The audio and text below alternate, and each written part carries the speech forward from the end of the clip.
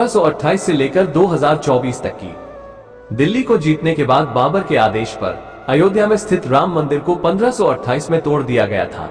बाबर के सेनापति मीर बाकी ने राम मंदिर के स्थान पर एक मस्जिद का निर्माण कराया, जिसका नाम बाबरी मस्जिद रखा। 30 अक्टूबर 1990 की तारीख बड़ी खास और दुखद है। इस दिन अयोध्या में कर्फ्यू लागू था। इससे एक दिन पहले उत्तर प्रदेश के तत्कालीन मुख्यमंत्री मुलायम सिंह यादव का एक बयान आता है। अपने बयान में वो कहते हैं कि अयोध्या में परिंदा भी पर नहीं मार सकता। बावजूद इसके भारी संख्या में लोग अयोध्या पहुंचते हैं। पुलिस ने एक खास रास्ते पर 1.5 किलोमीटर तक बैरिकेडिंग कर रखी थी। सुबह के 10 बजे तक हनुमानगढ़ी इलाके में भीड़ पहुंच जाती है। बैरिकेडिंग को भी तोड़ दिया जाता है। भीड़ एक मस्जिद की ओर बढ़ने लगती है। तभी अयोध्या में तैनात पुलिस अधिकारियों को लखनऊ से एक आदेश आता है। आदेश था गोली दागने का। पुलिस ने गोलियां चलाई। कहीं गोली लगने से तो कहीं भगदड़ मचने से कई लोगों की मौत हुई। मामला यही नहीं रुका। 1 नवंबर को मृतकों का अंतिम संस्कार होता है। 2 नवंबर को लोगों की भीड़ फिर से हनुमानगढ़ी के पास मौजूद संकरी गली से होते हुए मस्जिद की तरफ बढ़ती है। सामने पुलिस थी। एक बार फिर आदेश लखनऊ से आया। आदेश था फायर करने का। 2 नवंबर 1990 को फिर पुलिस ने गोलीबारी की। फिर कई लोगों की मौत हुई। ये कहानी कोई आम कहानी नहीं, बल्कि इतिहास में दर्ज वो कहानी है जिसने सबसे ज्यादा समय तक विवादों का सामना किया, जिसे हम बाबरी मस्जिद या राम जन्मभूमि विवाद के नाम से जानते हैं। बता दें कि इस कहानी को हम 4 चरणों में बताएंगे, क्योंकि इस कहानी को समझने का यही बेहतर तरीका है। 1528 से 1947 के बीच क्या हुआ? इस कहानी की शुरुआत होती है 1528 से। इस समय तक बाबर ने दिल्ली पर कब्जा कर लिया और देश में मुगल साम्राज्य की नींव पड़ गई थी। इतिहासकारों की माने तो बाबर के कमांडर यानी सेनापति मीर बाकी ने बाबर के आदेश के बाद अयोध्या में राम मंदिर को तुड़वा दिया। इसके बाद वहां एक मस्जिद बनाई। मस्जिद का नाम रखा बाबरी मस्जिद। 1528 में मस्जिद बनाई गई या नहीं, इसका कोई ऐतिहासिक प्रमाण नहीं है। आईने अकबरी हो या बाबरनामा, दोनों में ही इसका जिक्र नहीं मिलता। तुलसीदास ने 1574 में रामचरितमानस का अवधी में अनुवाद किया। इस किताब में भी बाबरी मस्जिद का उल्लेख नहीं मिलता। कहानी आगे बढ़ती है और साल आता है 1838। इस साल पहली बार अयोध्या में सर्वे किया गया। सर्वे करने वाला अधिकारी ब्रिटिश था, जिसका नाम था मॉन्टगोमरी मार्टिन। मार्टिन ने सर्वे के बाद बताया कि मस्जिद में जो पिलर मिले हैं वो हिंदू मंदिर से लिए गए हैं।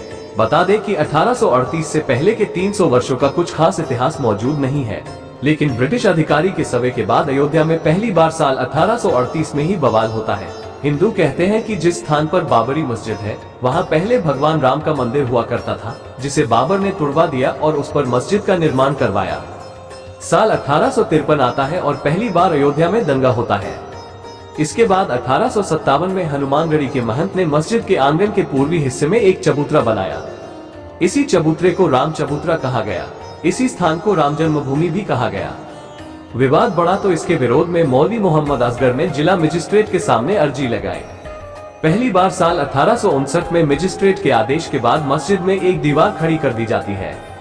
इस तरह भीतरी हिस्से में मुसलमानों को इबादत और बाहरी हिस्से में हिंदुओं को पूजा करने की अनुमति मिली। अब साल आता है 1885। निर्मोही अखाड़ा के महंत रघुवार दास ने राम चबूतरे की कानून हक लेने के लिए कोर्ट में अर्जी डाली। इस जगह उन्होंने मंदिर बनाने को लेकर कोर्ट से मांग की। इस याचिका में चबूतरे वाले स्थान को ही राम जन्मभूमि बताया गया था। ये अर्जी साल 1886 में खारिज कर दी जाती है। अब कहानी सीधा पहुंचती है साल 1934 में। अब सवाल ये उठता है कि 1886-1934 तक क्या हुआ? इस दौरान कई दस्तावेजों ने ये दावा किया कि अयोध्या में कई मंदिरों को तोड़ा गया और उस पर मस्जिदों का निर्माण हुआ। उनमें से एक राम मंदिर भी था। साल 1934 में अयोध्या में सांप्रदायिक दंगे हुए। लोगों ने बाबरी मस्जिद के कुछ हिस्से को ढहा दिया। मस्जिद के टूटे हुए हिस्से को अंग्रेजों ने ठीक कराया। साल 1944 में वक्फ बोर्ड की तरफ मस्जिद को सुन्नी प्रॉपर्टी घोषित कर दी जाती है। सुन्नी प्रॉपर्टी इसलिए क्योंकि बाबर सुन्नी मुसलमान था। 1947 से 1980 के बीच क्या हुआ? साल 1947 में देश आजाद हुआ। बंटवारे का जख्म ताजा था। हिंदू और मुसलमानों के बीच नफरत इस समय पक्के तौर पर थी। आजादी के बाद राम मंदिर की मान जोर पकड़ती है। दिसंबर 1949 में अयोध्या में 9 दिनों के रामचरितमानस पाठ का आयोजन किया जाता है। इस आयोजन में गोरखनाथ मंदिर के महंत दिग्विजयनाथ भी शामिल थे। 22 और 23 दिसंबर की रात मस्जिद में भगवान राम की मूर्तियां मिलती हैं। आरोप हिंदुओं पर लगता है। कहा गया कि उन्होंने मूर्तियों को विवादित स्थान पर रखा। 23 दिसंबर की सुबह मस्जिद में रामलला की पूजा शुरू हो जाती है। हिंदू वहां पूजा और दर्शन करने पहुंचते हैं तो मुस्लिम वहां विरोध करने पहुंचते हैं। मामला फिर कोर्ट में पहुंचता है। ये वो समय था जब देश में संविधान लागू नहीं हुआ था। संविधान की धर्मनिरपेक्षता अब तक तय नहीं की जा सकी थी। इस दौरान प्रधानमंत्री जवाहरलाल नेहरू ने बयान दिया और कहा कि जो हुआ वो गलत हुआ, किसी भी धार्मिक स्थान को कोई हत्या नहीं सकता। एक किस्सा है नेहरू और उस समय के फैजाबाद के जिलाधिकारी के नायर का। दरअसल नेहरू के नायर को खत लिखते हैं। वो मस्जिद से मूर्ति हटाने और पहले जैसी यथास्थिति बनाने का आदेश देते हैं। के नायर इस आदेश को नकार देते हैं। अपने खत में वो नेहरू को जवाब देते हुए लिखते हैं कि यहाँ स्थिति गंभीर है, दंगे या हिंसा हो सकती है। नायर के खत को पढ़ने के बाद नेहरू फिर एक खत लिखते हैं। ये चिट्ठी नायर के पास 27 दिसंबर 1949 को आती है। नेहरू लिखते हैं, आदेश का पालन किया जाए और यथास्थिति बनाई जाए। इसके जवाब में नायर ने नेहरू को खत लिखकर सुझाव दिया, जिसमें उन्होंने कहा कि इस मामले को अदालत को दे दिया जाए। जब तक अदालत का फैसला नहीं आता तब तक मस्जिद में रखी गई मूर्ति के वहां एक जालीनुमा गेट लगा दी जाए। नेहरू ने इस सुझाव को स्वीकार कर लिया। इसके बाद मामला कोर्ट पहुंचा। 29 दिसंबर 1949 को कोर्ट ने बाबरी मस्जिद को पहली बार विवादित स्थल घोषित किया। इसी के बाद से बाबरी मस्जिद के लिए विवादित ढांचा जैसे शब्दों का प्रयोग होने लगा।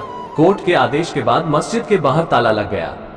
16 जनवरी 1950 को गोपाल सिंह विषाद सिविल केस फाइल करते हैं। वो कोर्ट से मांग करते हैं कि हिंदुओं को पूजा की अनुमति दी जाए और मूर्तियों को उस जगह से न हटाया जाए, लेकिन कोर्ट ने इस अपील को खारिज कर दिया। साल 1959 में निर्मोही अखाड़ा एक बार फिर पिक्चर में आता है। निर्मोही अखाड़ा कोर्ट पहुंचता है।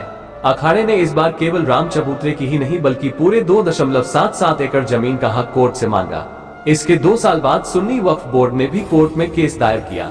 वक्फ ने मुस्लिमों का पक्ष रखते हुए केस फाइल किया और कहा कि यहाँ पहले मस्जिद थी और अब भी मस्जिद है। इसके बाद अगले 20 से 25 साल तक कोर्ट में केस चलता रहा। 1980 से 1990 के बीच क्या हुआ? अब साल आ गया 1980 का। भाजपा जनसंघ से अलग हो गई थी। भाजपा ने खुलकर हिंदू संगठनों और राम मंदिर का समर्थन किया। हिंदू संगठन एकजुट हो जाते हैं। मांग उठती है कि बाबरी मस्जिद के स्थान पर राम मंदिर का निर्माण किया जाए। साल 1984 में धर्म संसद का दिल्ली में आयोजन किया गया। विश्व हिंदू परिषद (वीएचपी) नेता अशोक सिंघल ने रथ यात्रा निकालने की बात कही, लेकिन इसके 6 महीने बाद ही इंदिरा गांधी की हत्या हो जाती है। रथ यात्रा को टाल दिया गया। इंदिरा की हत्या के बाद राजीव गांधी कमान संभालते हैं और प्रधानमंत्री बनते हैं। राजीव के लिए 2 अहम चुनौतियां थी। पहली कि राम मंदिर के मुद्दे पर क्या रुख होना चाहिए और दूसरा कि हिंदू संगठनों की लामबंदी पर कंट्रोल कैसे किया जाए। हालांकि इस समय देश में एक घटना घटती है जिसने मंदिर आंदोलन की आग में घी का काम किया। दरअसल इंदौर की रहने वाली शाह बानो के केस में राजीव गांधी ने मुस्लिम वोट बैंक को खुश करने के लिए सुप्रीम कोर्ट के फैसले को पलट दिया। राजीव गांधी ये जानते थे कि उन्हें इस फैसले को बैलेंस करना होगा। इसके बाद राजीव गांधी ने उस समय के यूपी के तत्कालीन मुख्यमंत्री वीर बहादुर सिंह पर दबाव डाला कि बाबरी मस्जिद के ताले को खोल दिया जाए। इसके कुछ ही दिन बाद 1986 में फैजाबाद की अदालत ने बाबरी मस्जिद के ताले को खोलने का आदेश दिया और मंदिर में पूजा करने की भी इजाजत दे दी। लेकिन सवाल ये भी है, क्या इससे पहले पूजा नहीं होती थी? पूजा जरूर होती थी, लेकिन कोर्ट द्वारा नियुक्त एक पुजारी द्वारा साल में केवल एक बार। ताला खुलने के बाद कोई भी अयोध्या जा सकता था, पूजा कर सकता था, लेकिन नमाज अब भी शुरू नहीं हो सकी थी। ताला खुलने के बाद मुस्लिम पक्ष ने बाबरी मस्जिद एक्शन कमेटी बनाए। ताला खुलने के बाद अब देश भर में रामशिलाओं की पूजा और उन्हें अयोध्या ले जाने की बारी थी। फिर राजीव पर भूमि पूजन के लिए दबाव बनने लगा। वो कंफ्यूजन में थे, लेकिन एक बार फिर उन्होंने अपने हिंदू वोट बैंक को बचाने का फैसला लिया। ऐसा कहा जाता है कि राजीव इस समस्या के हल के लिए देवराहा बाबा के पास पहुंचे। देवराहा बाबा ने उनसे कहा कि मंदिर बनना चाहिए, शिलान्यास हो जाने दो बच्चा। शिलान्यास का वक्त 9 नवंबर 1989 तय किया गया। इससे पहले देश भर में रामशिलाओं की पूजा हुई। सांप्रदायिक तनाव भी बढ़ा, कई जगहों पर दंगे हुए, सैकड़ों लोग मारे गए। 9 नवंबर को विहिप ने विवादित स्थल के पास राम मंदिर की नींव रख दी और मंदिर निर्माण के लिए अभियान तेज कर दिया। कहते हैं कि यह पहली बार था जब सरकार को आभास हुआ कि बाबरी मस्जिद गिराई जा सकती है। साल 1989 चुनावी साल था। वोट बैंक की राजनीति जोरों पर थी।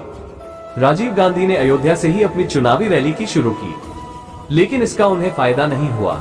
1989 के लोकसभा चुनाव में भाजपा को 85 सीटें मिली। इससे पहले हुए लोकसभा चुनाव में भाजपा के पास केवल 2 ही सीटें थी। भाजपा ने वीपी सिंह को समर्थन दिया। वीपी सिंह प्रधानमंत्री बने। 25 सितंबर 1990 को लालकृष्ण आडवाणी रथ यात्रा निकालने की घोषणा करते हैं। रथ यात्रा जो सोमनाथ से अयोध्या तक निकाली जानी थी, जिसे 30 अक्टूबर 1990 तक अयोध्या पहुंचना था। नरेंद्र मोदी उस समय गुजरात में रथ यात्रा के प्रभारी थे। कार सेवकों को बड़ी संख्या में अयोध्या पहुंचने का आदेश होता है। योजना थी कि 30 अक्टूबर को अयोध्या में पहली कार सेवा की जाएगी। आडवाणी ने रथ यात्रा निकाली। इस दौरान देश भर में खूब हिंसा और दंगे हुए, लोग भी मरे। 23 अक्टूबर को आडवाणी की रथ यात्रा बिहार के समस्तीपुर पहुंचती है। वीपी सिंह के आदेश पर तत्कालीन बिहार के मुख्यमंत्री लालू प्रसाद यादव ने रथ यात्रा को रुकवा दिया। आडवाणी को गिरफ्तार कर लिया गया। गिरफ्तारी की यह जानकारी दिल्ली पहुंची तो अटल बिहारी वाजपेयी ने वीपी सिंह की सरकार से समर्थन वापस खींच लिया। केंद्र की वीपी सिंह की सरकार गिर गई। 30 अक्टूबर 1990 तक देश भर से भारी संख्या में कार सेवक अयोध्या पहुंचते हैं। इस दिन अयोध्या में कर्फ्यू लागू था। तमाम प्रतिबंधों के बावजूद कार सेवकों की भारी भीड़ वहां इकट्ठा होती है। हालात हिंसक बन जाते हैं। कार सेवक मस्जिद पर चढ़कर केसरिया ध्वज फहरा देते हैं। तभी लखनऊ से अयोध्या के पुलिस अधिकारियों को एक फोन आता है। ये फोन था यूपी के तत्कालीन मुख्यमंत्री मुलायम सिंह यादव का। उन्होंने कार सेवकों पर गोली चलाने का आदेश दिया। पुलिस ने आदेश का पालन किया और गोलियां चला दी। कई कार सेवक मरे, कोई गोली से तो कोई भगदड़ की चपेट में आकर। इसके बाद 2 नवंबर 1990 को फिर ऐसी ही घटना होती है। कार सेवकों पर गोलियां चलाने का फिर आदेश लखनऊ से ही आया। इस दौरान कुल 28 कार सेवकों की मौत हुई। मरने वालों में कोठारी बंधु भी शामिल थे। ये वही दौर था जिसके बाद मुलायम सिंह यादव के लिए मुल्ला मुलायम जैसे शब्दों का इस्तेमाल होने लगा। 1991 के बाद क्या हुआ? एक बार फिर चुनावी दौर शुरू होता है। मई 1991 में चुनाव प्रचार करने गए राजीव गांधी की हत्या कर दी जाती है। देश में कांग्रेस के प्रति सहानुभूति थी। कांग्रेस केंद्र में अधिकार जमाती है। पीवी नरसिम्हा राव प्रधानमंत्री बनते हैं। इसी साल जून में यूपी में चुनाव हुए। भाजपा सरकार बनाती है। कल्याण सिंह मुख्यमंत्री बनते हैं। सरकार बनते ही विवादित स्थल के पास की भूमि एक ट्रस्ट को दे दी जाती है। ट्रस्ट का नाम था जन्मभूमि न्यास। इस जमीन पर पहले कई मंदिर और आश्रम थे। उनके महंतों ने सहमति से न्यास को अपनी भूमि दान की और कहा कि राम मंदिर का निर्माण हो सके, इसलिए ये दान दिया जा रहा है। न्यास इस भूमि पर निर्माण कार्य शुरू कर देती है। इलाहाबाद हाई कोर्ट ने इसमें दखल दिया और निर्माण कार्य पर रोक लगा दी। पीवी नरसिम्हा राव 30 अक्टूबर 1992 को दोनों पक्षों यानी हिंदू और मुस्लिम पक्षों को दिल्ली बुलाते हैं। बातचीत करने के लिए दिल्ली पहुंचे दोनों गुटों के बीच बातचीत का कोई निष्कर्ष नहीं निकलता। इसी दिन वीएचपी के नेता प्रधानमंत्री आवास से निकलकर एक स्थान पर प्राइवेट मीटिंग करते हैं। ऐलान करते हैं कि 6 दिसंबर 1992 को कार सेवा दिवस मनाया जाएगा। देश भर से हिंदुओं को एक बार फिर अयोध्या आने को कहा जाता है। कहते हैं कि 6 दिसंबर की प्लानिंग काफी समय पहले हो चुकी थी। एक बात ये भी सामने आती है कि 6 दिसंबर से पहले 5 दिसंबर को मस्जिद गिराने का रिहर्सल किया गया था। 6 दिसंबर 1992 को अयोध्या में लगभग 2 लाख कार सेवक पहुंच चुके थे। ये कार सेवक मस्जिद की तरफ बढ़ते हैं। भीड़ ने मस्जिद को गिरा दिया। पहला गुंबद 2 बजे तक, दूसरा गुंबद 3:30 बजे तक और तीसरा गुंबद 5 बजे तक गिरा दिया जाता है। वहां रामलला के लिए एक छोटे मंदिर को तैयार किया जाता है। रामलाल उसमें विराजमान होते हैं। मुलायम सिंह की तरह तत्कालीन मुख्यमंत्री कल्याण सिंह ने कोई सख्त एक्शन नहीं लिया, बल का भी प्रयोग नहीं किया। जब मस्जिद गिरी तो वीएचपी और भाजपा के कई नेता वहां मंच पर मौजूद थे। वो कार्यकर्ताओं और कार सेवकों से संयम बरतने की अपील करते हैं। इन नेताओं पर अब भी केस चल रहा है जो कोर्ट में लंबित है। 6 दिसंबर की शाम 6 बजे तक यूपी में राष्ट्रपति शासन लागू कर दिया जाता है। कल्याण सिंह का इस्तीफा पहले से तैयार था, वो इस्तीफा दे देते हैं। 7 दिसंबर को पीवी नरसिम्हा राव संसद में बयान देते हैं और कहते हैं मस्जिद को गिराना बर्बर कार्य था। बाबरी मस्जिद गिरने के बाद अगले कुछ समय तक मामला शांत रहता है। अगले कुछ सालों में केंद्र में भाजपा की सरकार आ जाती है। अटल बिहारी वाजपेयी प्रधानमंत्री बन जाते हैं। 2001 में वीएचपी केंद्र सरकार को कड़ा संदेश देती है। कहती है मस्जिद गिर चुकी है, राम मंदिर बनाने की तैयारी शुरू करे। सरकार यदि नहीं करेगी तो वीएचपी खुद मंदिर बनाएगी। साल 2002 में यूपी चुनाव के लिए भाजपा ने घोषणा पत्र जारी किया। राम मंदिर निर्माण का मुद्दा इसमें नहीं था। वीएचपी ने फिर आह्वान किया और कार सेवक फिर अयोध्या में जुटे, लेकिन प्रशासन हस्तक्षेप करती है। इसी दौरान कार सेवक जब लौट रहे थे तो गोधरा की एक ट्रेन में आग लगा दी जाती है, जिसमें बाद कई कार सेवक व अन्य लोग जलकर मर जाते हैं। परिणाम स्वरूप गुजरात में भीषण दंगे होते हैं। देश में माहौल खराब हो चुका था। कोर्ट ने मामले की गंभीरता को समझा। अप्रैल 2003 में इलाहाबाद हाई कोर्ट की 3 जजों की बेंच विवादित स्थल के मालिकाना हक की कार्रवाई शुरू करती है। आर्कियोलॉजिकल सर्वे ऑफ इंडिया यानी ASI को वैज्ञानिक सबूत जुटाने का काम दिया जाता है। ASI विवादित स्थान पर खुदाई करती है। खुदाई 6 महीने तक चलती है। अगस्त 2003 में ASI रिपोर्ट पेश करती है। रिपोर्ट में ASI ने बताया कि खुदाई में 10-12 सेंचुरी के बीच के हिंदू मंदिरों के अवशेष मिले हैं। पिलर, ईंटें, शिलालेख और अन्य चीजें मिली हैं। पहली बार विवादित स्थल से जुड़े वैज्ञानिक सबूत मिलते हैं। मामला कोर्ट में चलता रहता है। 30 सितंबर 2010 को इलाहाबाद हाई कोर्ट ने अनोखा फैसला सुनाया।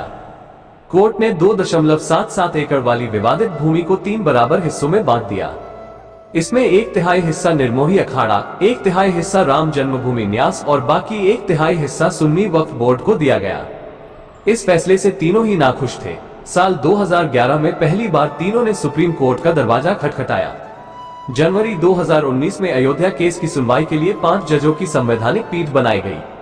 इसकी अध्यक्षता कर रहे थे चीफ जस्टिस रंजन गोगोई। पीठ में justice DY Chandrachud, justice UU Lalit, justice Bobde और जस्टिस NV रमन्ना को शामिल किया गया। 5 जजों की बेंच ने इलाहाबाद हाई कोर्ट के फैसले पर रोक लगा दी। 9 नवंबर 2019 को ऐतिहासिक फैसला आया। इस फैसले ने राम मंदिर के 492 साल पुराने संघर्ष पर विराम लगा दिया। बेंच ने सर्वसम्मति से फैसला लिया और ASI की साइंटिफिक रिपोर्ट का हवाला दिया तथा 2.77 एकड़ की पूरी जमीन जो विवादित थी वो रामलला विराजमान को दे दी गई।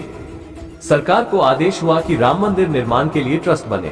सुन्नी वक्फ बोर्ड को अयोध्या में किसी और स्थान पर 5 एकड़ जमीन देने का भी आदेश हुआ।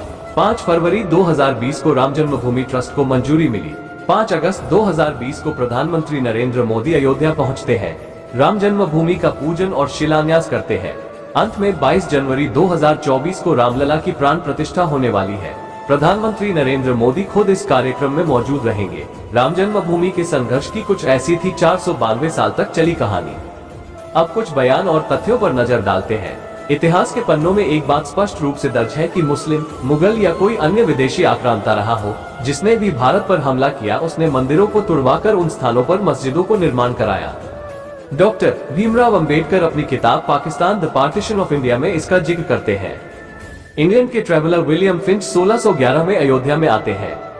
फिंच ने अपनी यात्रा के विवरण में रामचंद्र के महल और उनके घर को ढहाने का जिक्र किया है। वो मस्जिद की बात नहीं लिखते हैं। 1634 में थॉमस हर्बर्ट भी राम के महल का जिक्र करते हैं। 1717 में जयपुर के राजपूत राजा सवाई जय सिंह द्वितीय अयोध्या के मस्जिद के पास जमीन खरीदते हैं। जयपुर सिटी पैलेस में मौजूद दस्तावेज में राम जन्मभूमि के स्थान का जिक्र मिलता है। जोसेफ टेफनथेलर 1767 में इंडिया आए। उन्होंने डिस्क्रिप्टिव इंडिया किताब लिखा। इस किताब में उन्होंने बताया कि राम के किले को ढहाया गया, जिसे राम का जन्मस्थान कहा जाता है। इसके स्थान पर मस्जिद बनाई गई। 1838 में सर्वे करने वाले ब्रिटिश अधिकारी मॉन्टगोमरी मार्टिन ने लिखा कि मस्जिद के पिलर मंदिर से लिए गए हैं। मशहूर आर्कियोलॉजिस्ट के मोहम्मद 1976 से 77 में विवादित ढांचे की हुई ऐसी जांच के समय टीम का हिस्सा थे। अपने बयान में वो कहते हैं कि ASI के पास इस बात के पर्याप्त सबूत हैं कि बाबरी मस्जिद से पहले वहां एक विशाल मंदिर था। बाबरी मस्जिद से एक शिलालेख भी मिला। इस शिलालेख का अनुवाद KV रमेश ने किया। इस शिलालेख को विष्णु हरि शिलालेख कहा जाता है। इसके लिए KK मोहम्मद कहते हैं कि इस शिलालेख में लिखा है यह मंदिर उस विष्णु को समर्पित है जिसने 10 सिर वाले को मारा है यानी रावण को मारा है, और वो विष्णु जिन्होंने बाली का वध किया यानी कि राम। उन्होंने बताया कि यह शिलालेख 12वीं शताब्दी का है। ये दर्शाता है कि मस्जिद से पहले 12वीं सदी में वहाँ एक मंदिर हुआ करता था। आप सबको वीडियो कैसी लगी? यदि वीडियो अच्छी लगी हो तो कमेंट में जय श्री राम जरूर लिखिएगा और वीडियो को लाइक, चैनल को सब्सक्राइब करके बेल आइकन को ऑन कर लीजिए ताकि वीडियो का नोटिफिकेशन आप तक पहुंच सके, और दोस्तों के साथ शेयर जरूर करें। जय हिंद, जय श्री राम।